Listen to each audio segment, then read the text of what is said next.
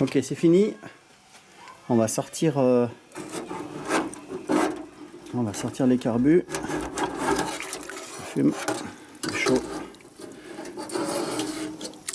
Voilà. Bon, ça m'a l'air bien propre tout ça. Je vais aller chercher le pied. Déjà, je vais l'éteindre. Non, je vais le laisser chauffer. On ne sait jamais s'il y a besoin d'un nouveau nettoyage après ça. Mais ça m'a l'air pas mal du tout. Oh, ça fait de la buée. Ça fait de la buée. On va nettoyer l'objectif. Ok, on a nettoyé l'objectif. Tiens, d'ailleurs, j'ai pas montré. J'ai récupéré les chapeaux qui sont peints. Donc voilà, ils ont séché entre midi et 2. Eux, ils ont fait 3 sessions de 30 minutes. Et puis, on va regarder tout ça. Ok, alors, qu'est-ce que ça dit? C'est chaud.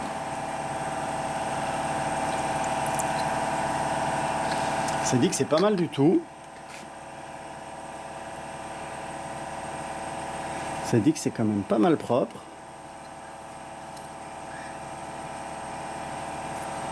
C'est quand même bien sympathique, hein, ces petits appareils là. Ça vaut plus très cher maintenant. On peut s'équiper pour 3 fois rien. Je vais juste les souffler un petit peu pour enlever, pour chasser un petit peu l'eau qui peut y avoir partout. Mais je pense qu'on est pas mal.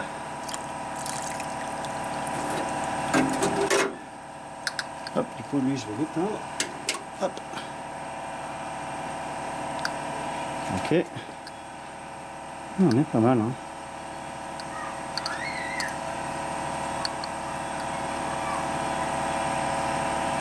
C'est propre. Au moins on est sûr qu'il n'y a plus de résidus. Allez, ben on va souffler tout ça et puis on va essayer de les remettre ensemble.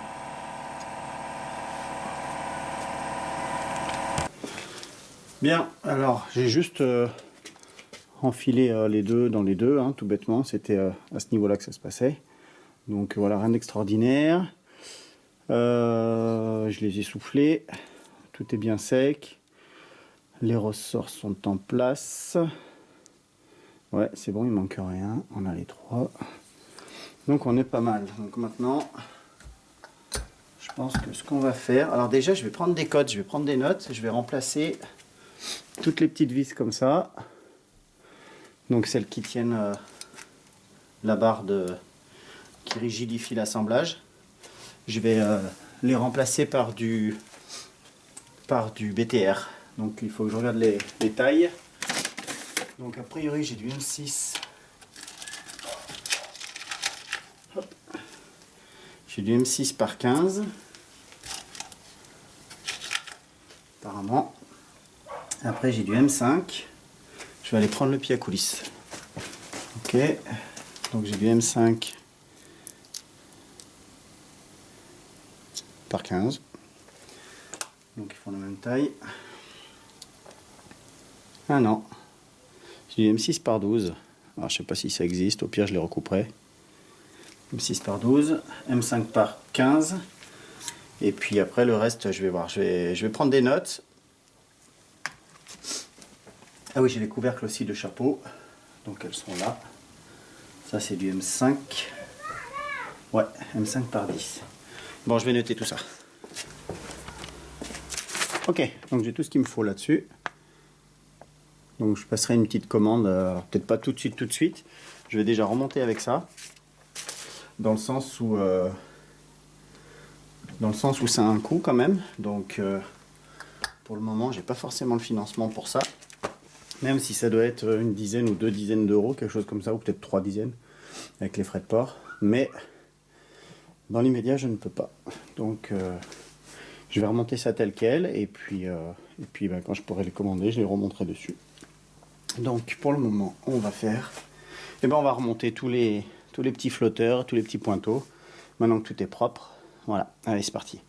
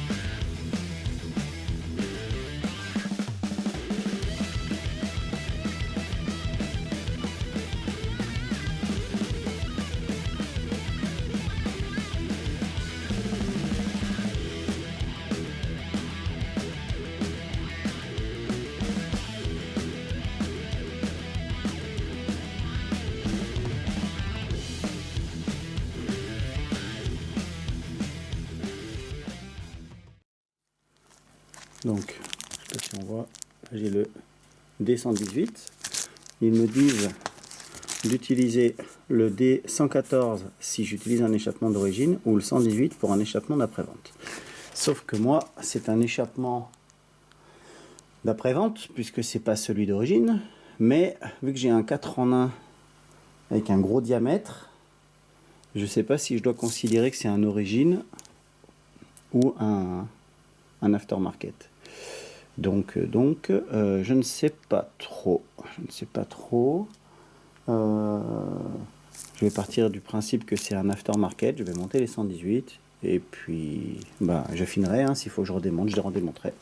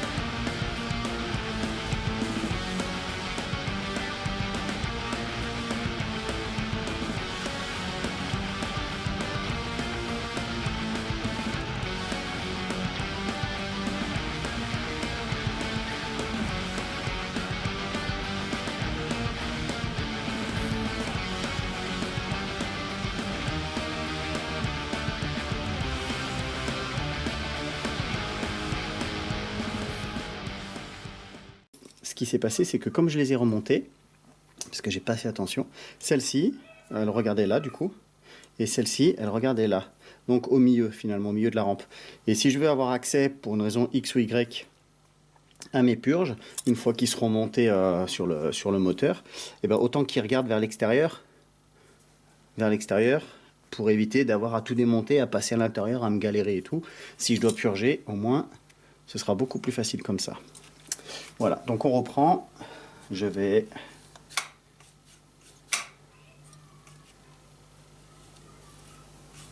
C'est pas mal.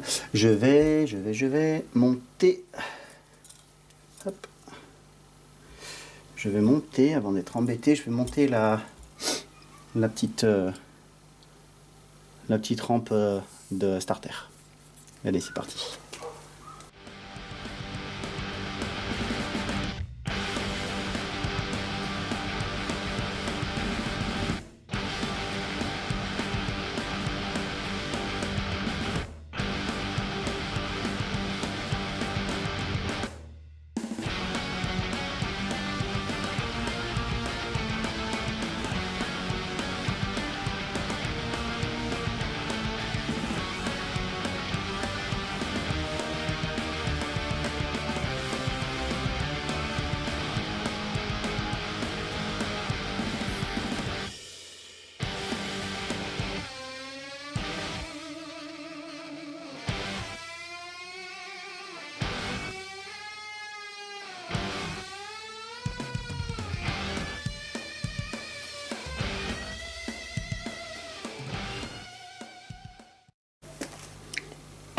Alors, je viens faire un petit point parce que c'est bizarre comme ils expliquent en fait. Donc, je sais pas si on voit bien. Hop, je vais me mettre en face. Voilà. Donc, ils expliquent. Hop. Ils expliquent. Installer l'aiguille d'Inojet au cran numéro 2. Donc ça, c'est bon. Je l'ai montré à la caméra. Installer la rondelle d'Inojet au-dessus du clip. Donc la rondelle, c'est la petite rondelle, je ne sais pas si on la voit, qui est ici, qui était fournie avec. Donc ça, c'est pareil, je l'ai fourni. Et installer la rondelle d'Inojet encore, DSP044. Alors moi, j'ai pas cette référence dans ma boîte. À la place du ressort d'origine. Et moi, c'est là où j'ai un problème, c'est que cette rondelle, je ne l'ai pas. J'ai regardé dans le petit sachet.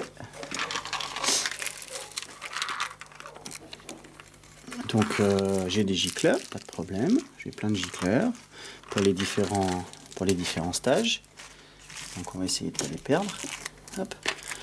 Voilà, j'en ai là, j'en ai là. Ok, pas de souci. J'ai une vis, je sais pas à quoi elle sert, elle était dedans. Je ne sais pas du tout. J'ai un forêt. Hop. Alors j'ai les nouveaux ressorts bien sûr, qui sont d'ailleurs pas mal emmêlés. Donc ça c'est les ressorts pour le boisseau. Hop, on va essayer de les défaire. Voilà, en voilà un, en voilà deux. Alors j'ai un forêt. J'ai un forêt et c'est rigolo parce qu'ils disent le perçage d'un trou de vin dans la boîte à air vous permet d'utiliser le stage 3. Alors ça c'est pas du vin. Hein. Là il faudra m'expliquer un truc, mais ça c'est pas du vin. Ça c'est du 3,5 4. À tout casser. Et j'ai rien d'autre. Le problème c'est que j'ai rien d'autre.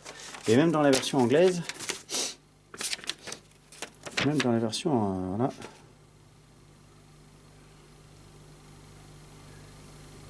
Ah voilà, ok. Donc ça a été mal traduit. Ok, j'ai compris. Donc pour ceux qui lisent l'anglais couramment, le perçage d'à peu près 20 trous de 1,5 pouce. Donc 1,5 pouce déjà, ça doit faire quelque chose comme 1,25 cm. 1,25 cm, ouais c'est ça, donc il faut un forêt de 12,5. Dans la boîte à air, vous autorise à utiliser le stage 3, enfin les gicleurs du stage 3. Ok, très bien. Sauf que, bah déjà, il y a un forêt de 4, là, je sais pas à quoi il sert. Et même là, quand on lit ce qu'ils disent eux, quand on lit ce qu'ils disent eux, alors ça c'est, d'accord, on s'en fiche, voilà. Utiliser toutes les rondelles d'origine, figure A, all stock spacers, donc toutes les rondelles d'origine. Donc moi j'en avais qu'une, enfin j'avais la petite qui va en dessous, donc ça je l'ai remise, pas de souci. En plus elle a un petit trou pour le détrompeur. Ensuite il y avait une grosse rondelle. Celle-ci, la petite, ben moi je l'avais pas, mais je subodore que c'est celle qui est fournie par Dinojet, qui est toute petite, qu'on voit qui est ici là. Je sais pas si on la voit. Non, on la voit pas en plus. Je suis en train de montrer un truc qu'on voit pas. Voilà, qui est ici. Ok. Ensuite, installer la petite rondelle Dinojet juste au-dessus du clip. Donc ça c'est ce que j'avais fait au début. Et ensuite installe le Dinojet Slide Spring. Donc pour moi, eux ils ont traduit par quoi? La rondelle. Ils ont installé ils ont utilisé ça. Ils ont utilisé le mot rondelle pour Slide Springs à la place du ressort d'origine. Sauf que moi, Dinojet Slide Springs, pour moi c'est un ressort de glisse quoi. Finalement slide c'est glisser, donc c'est un ressort de glisse. Mais moi je l'ai pas. DSP 044, je ne l'ai pas dans la boîte. Donc ce que j'ai fait, et je pense qu'il va falloir que je redémonte le premier parce que je l'ai pas fait comme ça. Ce que j'ai fait, c'est que, hop, je retourne mon petit écran pour vous montrer. C'est que j'ai pris mon aiguille, très bien. J'ai mis le circlip, on va appeler ça un circlip, hein.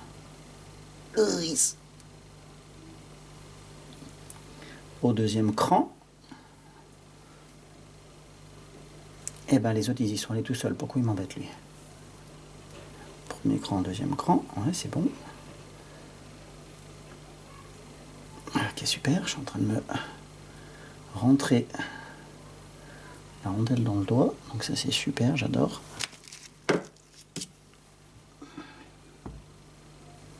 Donc ça c'est encore un coup à perdre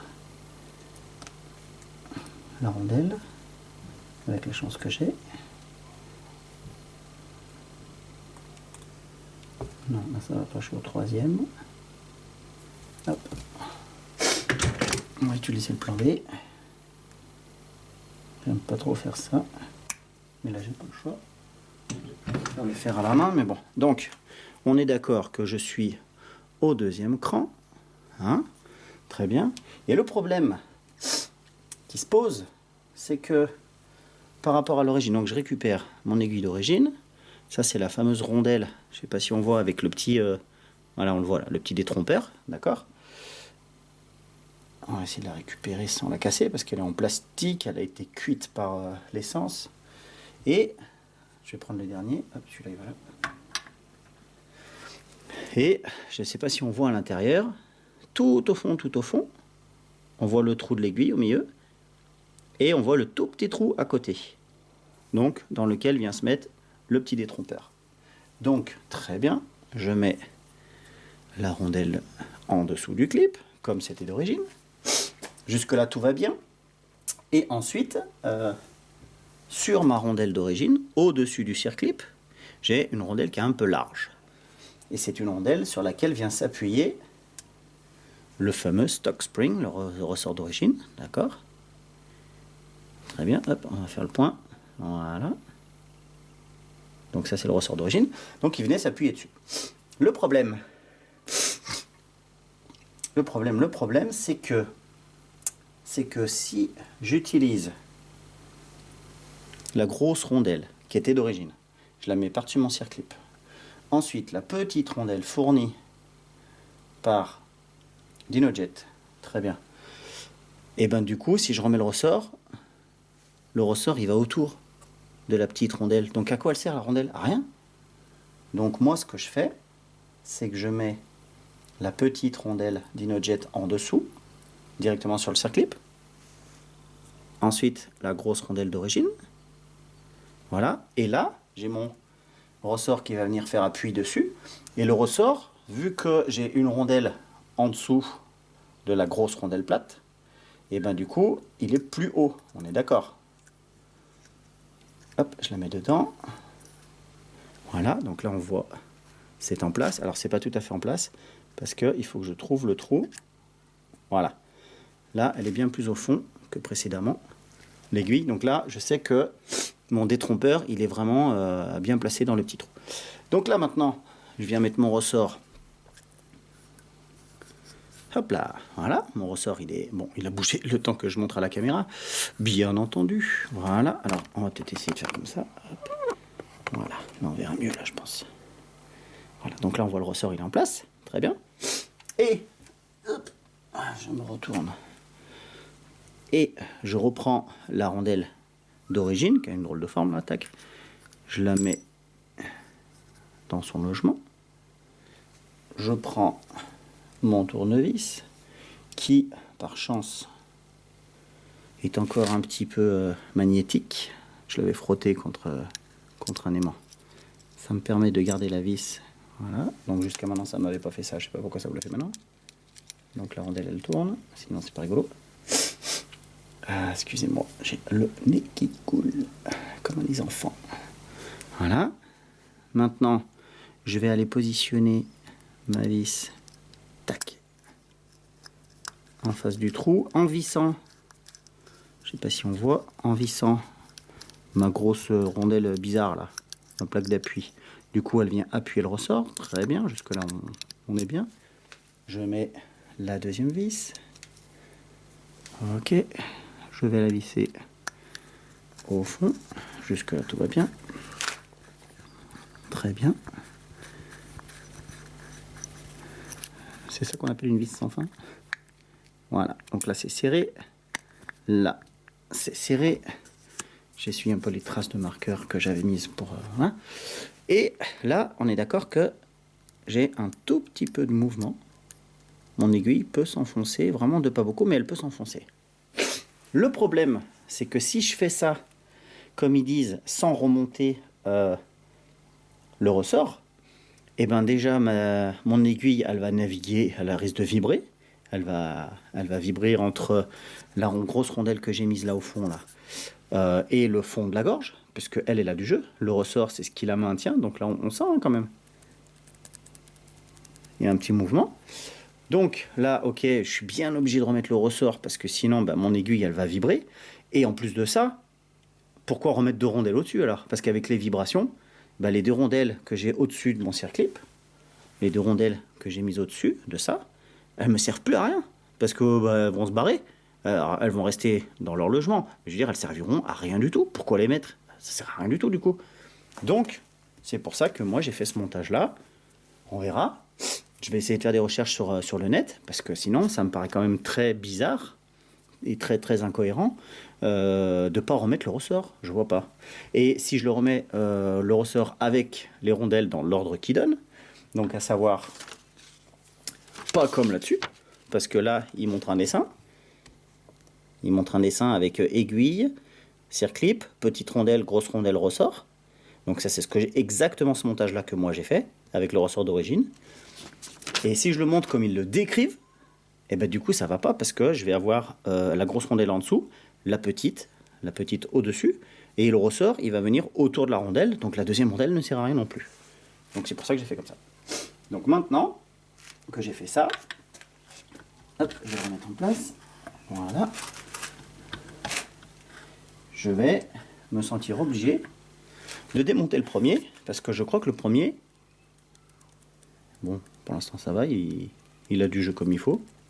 Mais le premier, je crois que je l'ai monté comme ils ont dit, et ça va pas aller, parce que du coup ma petite rondelle, elle me sert à rien, quoi. C'est n'importe quoi. Donc, je vais faire comme j'ai fait pour les 3 autres. Je sais, ça fait tout recommencer, mais je préfère faire ça bien que de me dire allez vas-y, c'est pas grave. Et j'en ai 3 qui sont réglés d'une façon et le 4e d'une autre. C'est nul. Ça n'a aucun intérêt. Donc là, je vais essayer de récupérer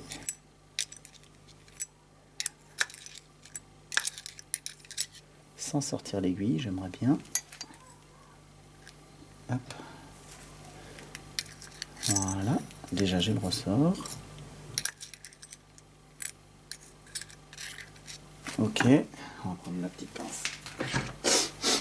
La petite pince qui va bien. Hop. Pour les... Hop. Eh ben non, je l'avais monté comme il faut. Je l'avais monté comme il faut. Alors, est-ce que c'est instinctif? Je sais pas. C'est quand même bizarre. Ah ouais. J'avais monté la petite en dessous. Bon, je vais tout enlever. Et comme j'ai eu le doute...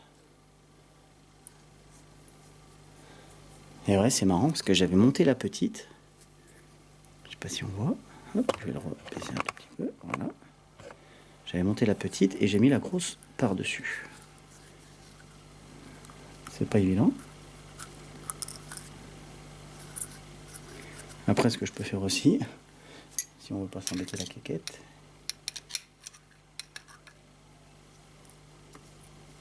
voilà.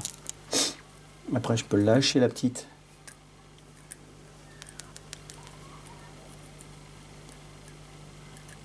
Voilà, qui s'est mise correctement au fond.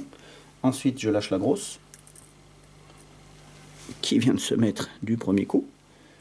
Je mets mon ressort. Trung. Voilà, qui est en place. Et je remets, comme précédemment, mon espèce de plaque bizarre, qui est à l'envers. Voilà. Alors c'est bien cette tournée cimentée, mais en fait, quand ça émanque de trop, c'est chiant. Voilà. Très bien.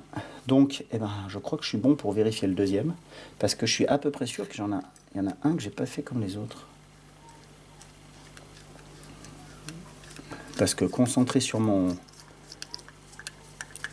explication là, concentré sur le papier qu'ils ont fourni, et ben en fait je crois que je l'ai appliqué tel quel, bêtement à la lecture, alors que juste avant j'avais pas du tout fait comme ça, quoi. Donc c'est un petit peu idiot de ma part. Hop, ça on serre modérément. On a bien le petit mouvement, comme j'aime. Voilà. Donc là on est bien. Ok. Là on est bien. Alors elle bouge beaucoup. Ça se trouve c'est elle qui m'a induit en erreur. Alors on redémonte. Passer. Voilà. La deuxième. On va essayer de ne pas le faire patiner pour pas abîmer l'empreinte. Voilà. Là on est bien. Non, on n'est pas encore bien. Voilà. Donc là je suis bon.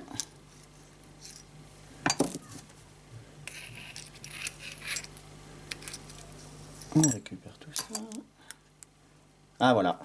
Voilà, voilà, voilà. Je savais. Je le savais. Alors, je vais essayer de récupérer mon petit ressort. Hop, voilà. Donc je vous montre. Hop là. Là, on voit que au fond, on voit que la petite... Hop, je vais remonter un petit peu la caméra. Hop. Et je vais sortir mon aiguille. On verra peut-être mieux comme ça. On voit que la petite, elle est par-dessus. Donc, l'inverse de ce que j'ai fait sur les autres. Je savais qu'il y en a une qui j'avais fait un petit peu de la crotte de bique. Hop, on va récupérer la rondelle plastique. Voilà. Donc je la remets en place. Je remets elle comme il faut. Tac. Tac.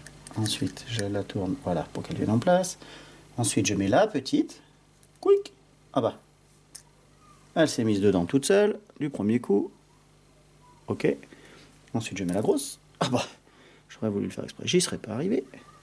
Et on recommence le ressort. Voilà. Et ma plaque. La plaque, je la tourne. Voilà.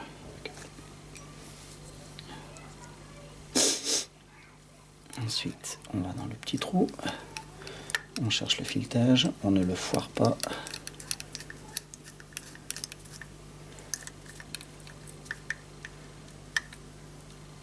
Alors pour ceux qui se demandent, par rapport au début de la vidéo, au niveau de la membrane, je ne sais pas si vous vous rappelez, j'ai une membrane qui m'avait embêté et que j'avais endommagée.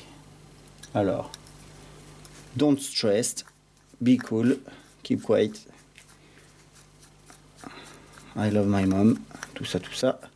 Je vous explique ce que j'ai fait. Tiens, bah d'ailleurs, je vais vous montrer en temps réel ce que j'ai fait. Comme ça, on sera bien. Hop. Est-ce que je suis droit là? Ouais, je suis droit. Hop. Là, on est bien. Hop, hop, hop. Donc, j'ai fait quoi? J'ai remonté le capuchon dessus. On voit? Ouais, on voit. J'ai remonté le capuchon dessus. Tac. Comme ça. J'ai remis des vis. Alors, j'avais fait ça avant le nettoyage et avant la peinture. Donc je vais y aller gentiment pour pas les marquer parce que j'ai pas commandé la visserie encore la visserie CHC, donc tête BTR. Donc là, à moins que je fasse de la crotte, je suis en train de serrer mon couvercle, mon chapeau sur la membrane en question, parce que c'est la première, hein, je l'avais mise à gauche exprès, hein, donc c'est celle qui est la plus là. C'est celle qui est percée. Et qu'est-ce que j'ai fait?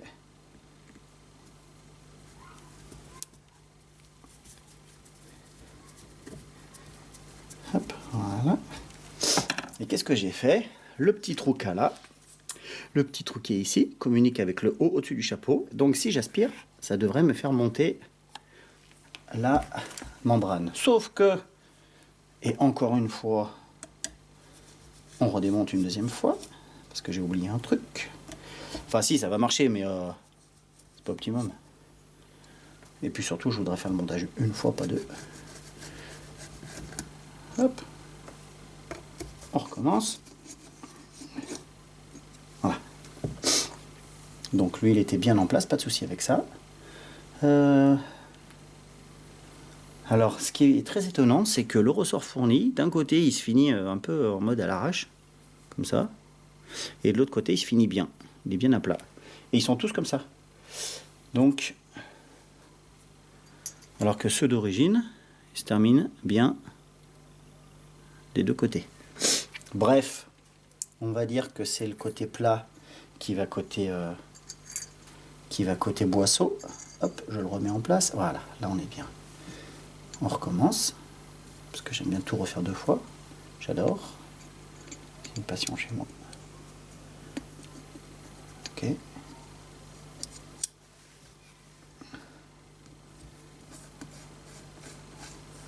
Je remets tout. Je visse, je visse, je visse. Hop, je tournevis. Du verbe tournevisser. Je tournevis, tu tournevis, il tournevis, nous tournevissons. vos tournevisés, ils s'ennuient en regardant mes bêtises. Voilà. Ouais, je sais, il y en a dans leur tête, là, ils sont en train de se dire, ouais, c'est vrai, t'as pas tort. Voilà.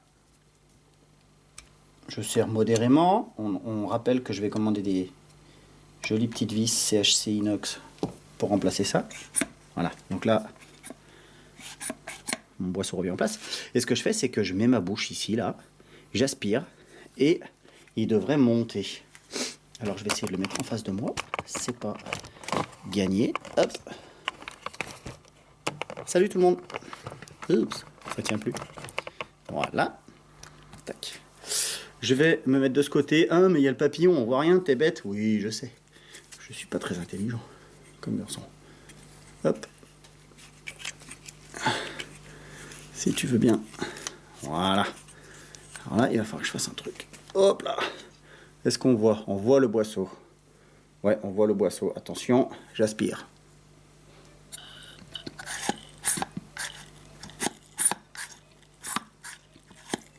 Alors j'aspire pas, en vrai je souffle. Je vous ai dit une bêtise. Je simule la dépression qui arrive de l'autre côté.